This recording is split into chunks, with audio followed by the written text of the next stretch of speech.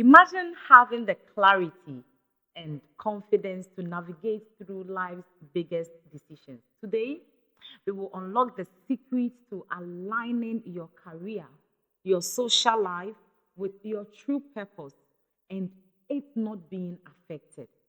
It's another episode on the Believers Table Talk podcast. And with me today is the anointed servant of God, the one and only Apostle Harry Ganza. Welcome. Thank you. Nice to have you once again. I'm very happy to also be here. Thank you for honoring our invitation once again. It's a pleasure. Right. Not to take much of your time. So, to our very first question, in our previous podcast, we learned two major things. In all you do, go back to the manufacturer.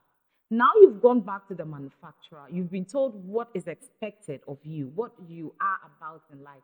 How are you going to, navigate through you fulfilling this purpose? Pursuing marriage, career, education.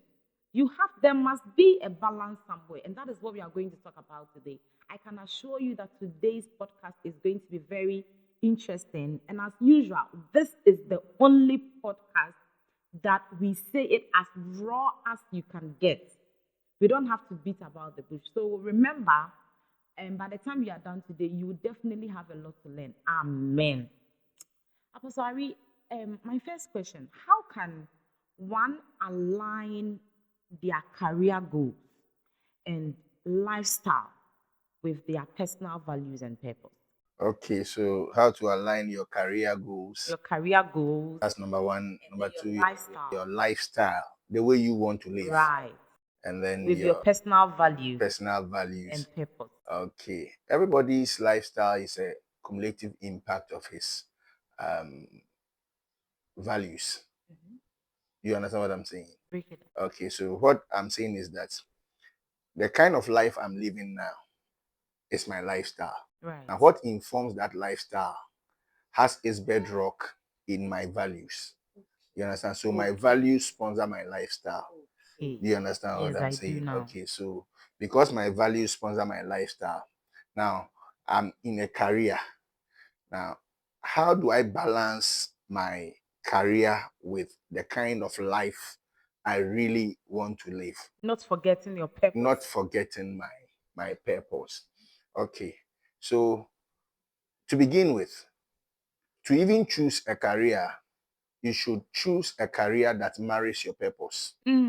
Your career must marry your purpose. Your purpose. You understand? Right. So now let me say this one very clear before we move to other areas. Now, when we talk about purpose, I remember the last time during our episode we were talking about soul winning being the ultimate purpose and all of that. And your purpose is not restricted to only ministry in the church. Mm-hmm. Or ministry as in maybe I'm a called evangelist, I'm a called apostle. People are called also to careers and to businesses. So you look at someone like Gideon, for instance, he was called to the army. You look at Job, his calling was in the area of business. Right. You look at Isaac, he was a farmer. Daniel. Jacob, farmer. Daniel, governance and leadership. Joseph, governance and leadership, politics. Right. So it is your calling, and you will fulfill your ministry in that particular area by turning the hearts of those people back to God. You understand what I'm saying? Every calling has its disciplines. You understand? So if you are called into the military, the Bible, for example, says that everyone that is called to the army must endure hardness as a good soldier of Jesus Christ. And he must not do his things like a civilian. You understand? So if all along your lifestyle has been like that of a civilian, immediately you join the army, everything changes. Everything changes. And that is where compromising certain personal lifestyles has to come in. We call it sacrifice. You understand? So for you to be able to balance these three, career, lifestyle, and purpose, you should be able to understand that this is my purpose. This is the career I want. Sometimes we desire certain things. It's not bad to desire certain things. And I cannot continue to live this lifestyle if I want to go this particular way.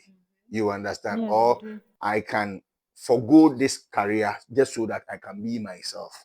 So there, it will always bring you to a point where a decision has to be made. You understand? Do you want your career or you want to just fulfill purpose? Now, is your purpose in line with your career? If it's in line with your career, then good. You're good to If your go. lifestyle also is in that same area, then you are good to go. Right. So it means that before choosing career, you must pay attention to your purpose. Exactly. And then your purpose and your career must marry your lifestyle as well. Exactly. So when you come to that place of knowing, okay, I've been called into politics, Okay. then you should know that I can't go to certain places any longer. Of course. Of course, because the demands of that career that you have chosen does not permit that. That brings us to the place of sacrifice. Yes, of You course, have to sacrifice something. sacrifice something to get to. That's very true. You know, Yeah, before I entered into ministry, dinner was always everywhere. right. You know, the crazy dinner, you know. But then immediately you start certain things. Necessity is placed on you to comport yourself. Yeah, You want to be yourself, but at this point you are seen as a woman of God. So you must be a woman of God. of course, you have to be a woman And of then God. I remember, you know, Akwetema, we live our life the way we want to live our Right. life. You can even sit by the roadside and eat your food. I mean, Yeah. nobody cares.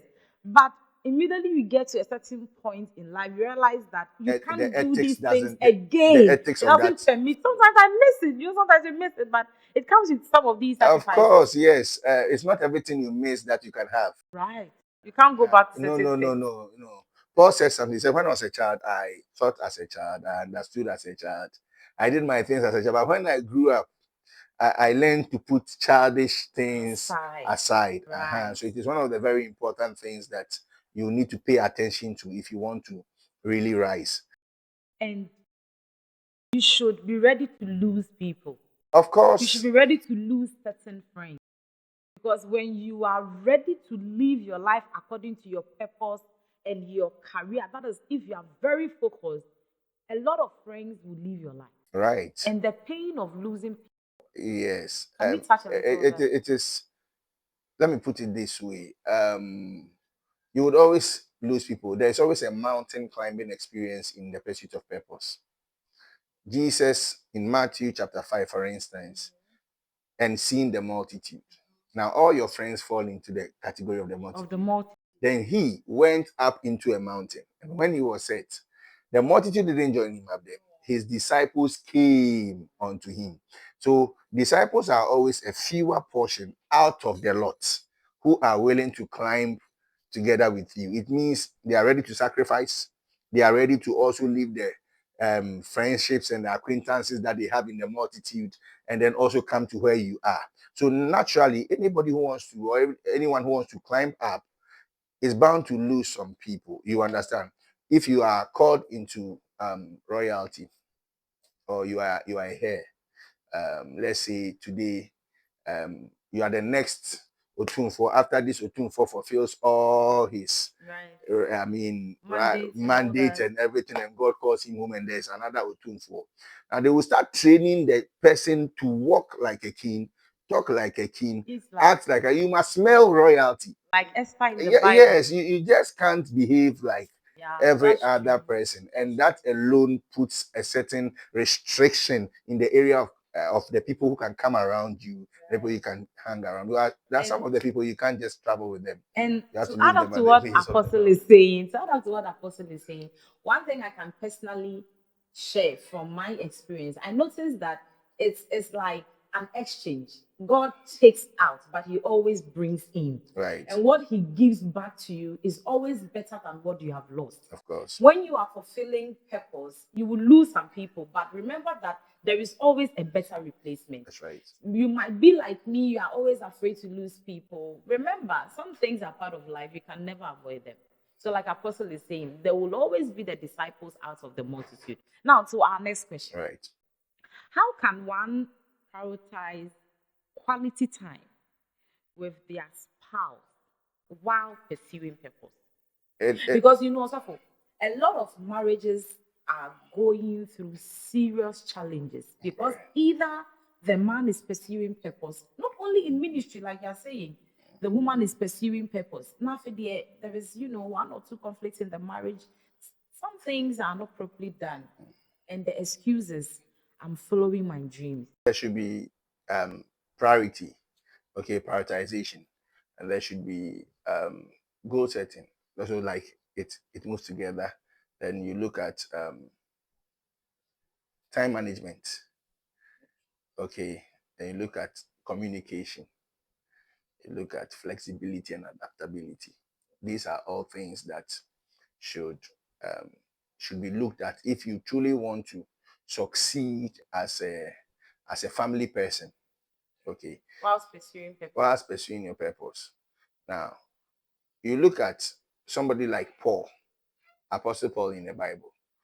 He would say things like, "I wish that every man would be alone, but for the sake of burnings and other things, everybody should have one wife." Now, Paul didn't have a wife. He fulfilled his purpose and his ministry. You understand? Maybe another person is not Paul. Another person cannot sustain the fire, for long. The demands of the and flesh. the demands of the flesh for long. So he has to marry. Now, the moment you agree that you want to marry, that alone sets you up for willing or to be willing to compromise certain things. My next question. Yeah, compromise certain what things. What role does compromise play in purpose, Okay. marriage, and career? Okay, it will always play a very significant role. Well, let's use another word for compromise: sacrifice. You understand? Know that you are not there alone. You have gone to pick someone's son or someone's daughter, and the two of you have agreed that you want to be one. And maybe you're also working for someone whilst doing your private thing. Yes, you are working for someone whilst doing your private thing. So being a human to me suffer just because yes, no.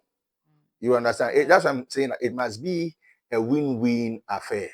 So now your personal vision, my personal vision, must be merged into a corporate vision. You understand? So that it is no longer you doing this. It's no longer me doing this. It is we doing this, and how best we both can sacrifice here and there to make sure that in the end, all of us are fulfilled. But the moment one becomes self-centered, it is me. No, you knew I was doing this thing before. No, I will not agree. You will not get anywhere. Right. You understand? So 3 years in a marriage, 4 years in the marriage, 5 years in the marriage. So now when it gets to a certain point, you realize that everybody will be developing a mechanism to protect themselves. Okay, for the sake of their children. Let's for the sake of their children. For the sake of do you understand what I'm saying? Yes. Now, when the children grow, usually those marriages don't survive. It's true. Because the whole thing centered on you understand what I'm saying? So now, like, you understand what I'm saying? So you get surprised that people marry for 25 years, 30 years, and then it's over. Because right from day one, there was no agreement. You see, have I answered your question? Yes, you have. One of the people we all talk about who is gone in heaven, currently she's in heaven, Catherine Coleman, realized that along the line she lost it in purpose. Yeah. Because of marriage. Yeah. So if you are not careful, your desire to marry desperately,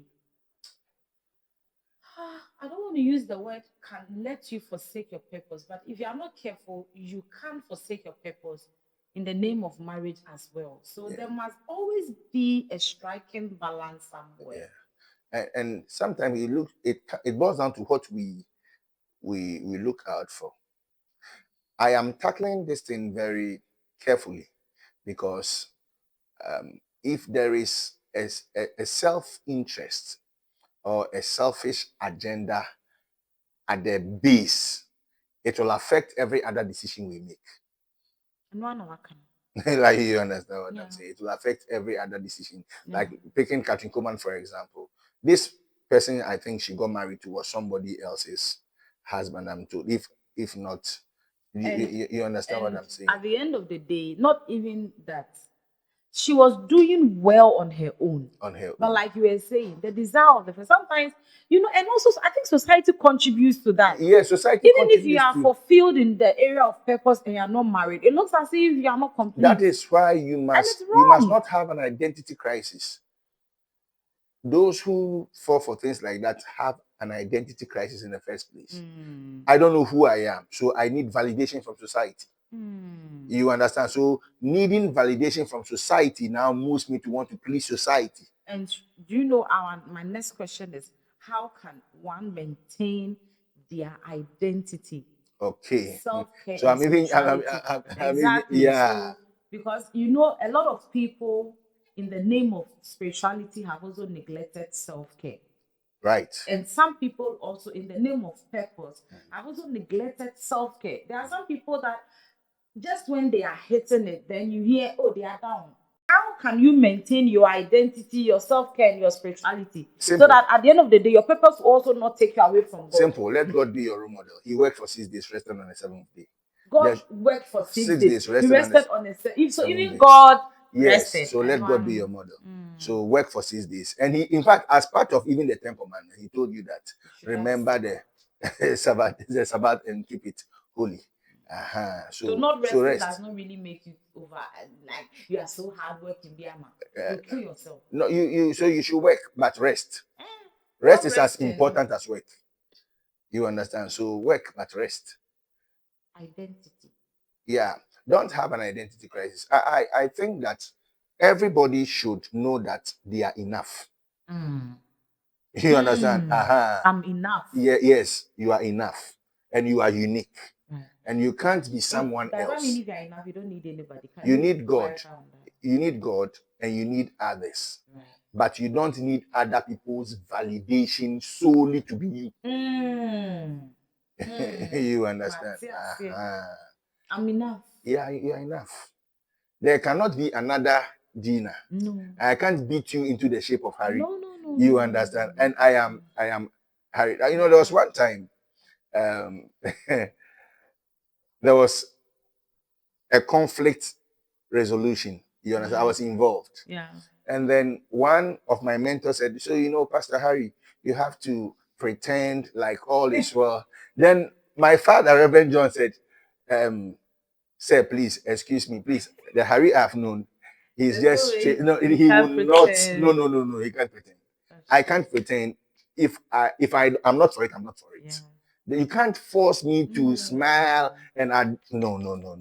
I'm not a pretender. And that's not even the right way. No. You understand? But some people act it out so well. You understand? They don't show it and then all of that. And they tell you that is maturity. I believe that maturity means I should be able to even speak my mind very respectfully without insulting you or changing who I am. Right. Yeah. I believe today's podcast has been educative and entertaining as well. You have received the clarity and the confidence you need to navigate through the biggest decisions of your life. Apostle Harry, what are your last words? What I'll say is that put God first. Be a good planner. As you are planning, set your priorities right as far as purpose, career, and family life is concerned.